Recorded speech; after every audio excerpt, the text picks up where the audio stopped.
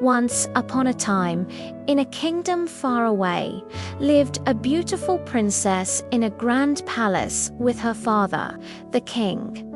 Among all her sparkling jewels and magnificent dresses, her most prized possession was a small, gleaming golden ball.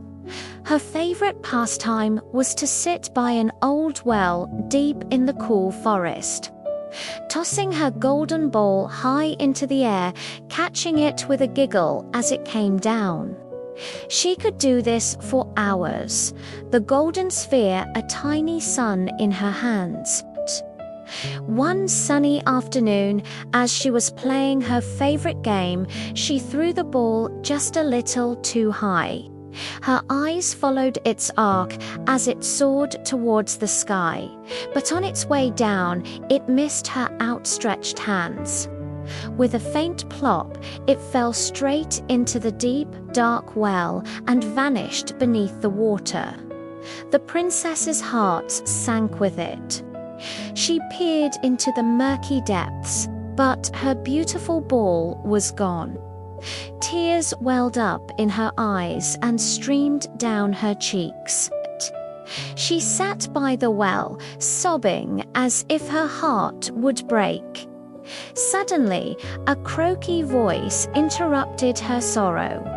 "Why are you crying, dear princess? Your tears could fill this well all over again." She looked around, startled, and there, perched on the mossy edge of the well, sat a small green frog with big, blinking eyes. "Oh, it's just you, old water splasher," she said, wiping her tears. "I'm crying because my golden ball, my favorite toy in the whole world, has fallen into the well, and I can't get it back." The frog looked at her thoughtfully and then said, "I can help you with that. I can dive down and bring your ball back to you, but what will you give me in return for such a service?" The princess's face lit up with hope. "Oh, anything you want, dear frog," she exclaimed. "You can have my finest clothes, my precious jewels, even my golden crown." The frog shook his little head. "Your clothes, jewels, and crown are of no use to me," he croaked. "But I will retrieve your ball if you will make me a promise. Promise me you will love me and let me be your companion. Let me eat from your little golden plate and sleep upon your soft silk pillow." The princess stared at the frog.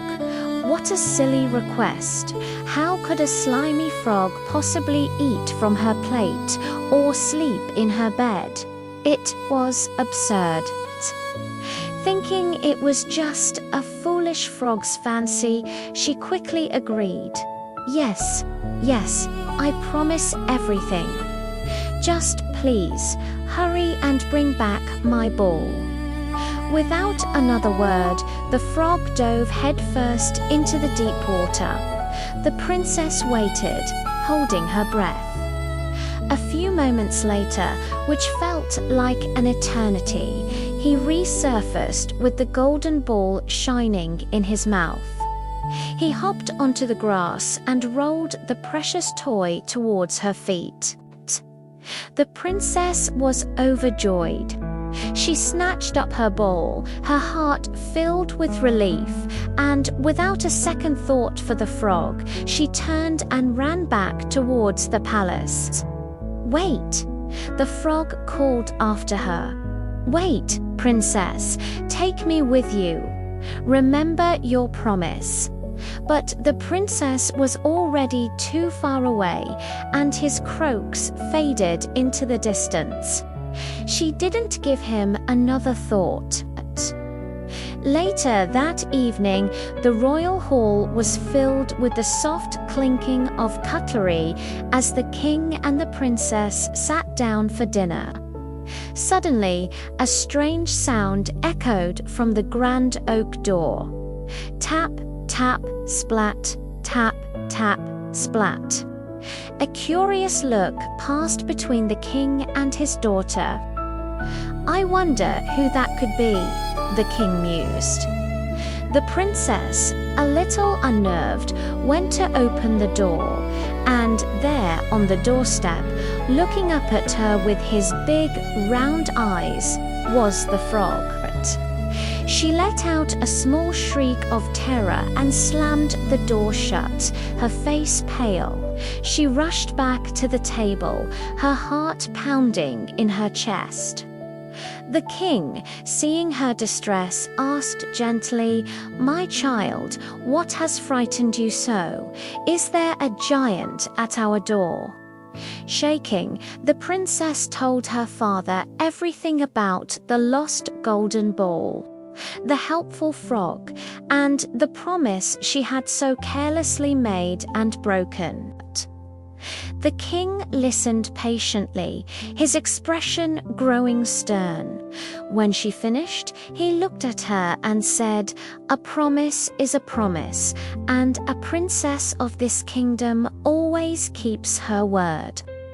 You made a deal, and now you must honor it. Go and let him in." With a heavy heart and dragging feet, the princess went back to the door and opened it. The frog hopped in, following her closely, his little webbed feet making soft slapping sounds on the polished marble floor, all the way to the dining table. "Lift me up beside you," the frog croaked once she was seated, "so that I may eat from your little golden plate, as you promised." The princess recoiled in disgust. The thought of sharing her food with a cold, damp frog made her feel ill. She refused, shaking her head, but her father's voice was firm. "Do as you promised," he commanded. Reluctantly, she picked up the frog and placed him on the table beside her plate. He ate his fill, and the princess could barely swallow a single bite. When the meal was over, the frog stretched his little legs and said, "I am tired now. The day has been long. Take me to your room and let me sleep on your soft pillow." At this, the princess could no longer hold back her tears. The idea of this slimy creature in her clean, comfortable bed was horrifying. But the king was unmoved by her cries.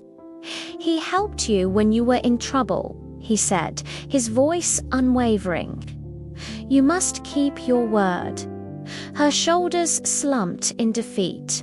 She carefully picked up the frog between her thumb and forefinger, trying not to touch him too much, and carried him up the winding staircase to her beautiful chamber. She walked over to the far corner of the room and set him down on the cold floor. But the frog was not satisfied. "I am tired, and I want to sleep in a proper bed, just like you," he insisted.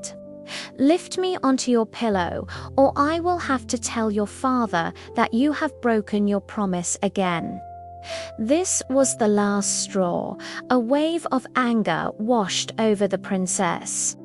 She had been patient, she had been obedient, but she would not share her pillow with this horrid creature. In a fit of rage, she snatched him up and cried, "You want to rest? Then rest there, you ugly thing." And with all her might, she threw him against the wall. But as the frog hit the stone wall, a magical light filled the room. Where the small green frog had been, there now stood a handsome young prince with kind eyes and a warm smile. The princess gasped, her anger melting away into pure astonishment. The prince explained that a wicked witch had cast a spell on him, turning him into a frog. The curse could only be broken by a princess who would promise to be his companion and ultimately show him true kindness. Her promise, though reluctantly kept, had fulfilled the first part, and her final act, though born of anger, had shattered the last of the witch's magic. The next morning, a magnificent golden carriage, drawn by 8 white horses, arrived at the palace.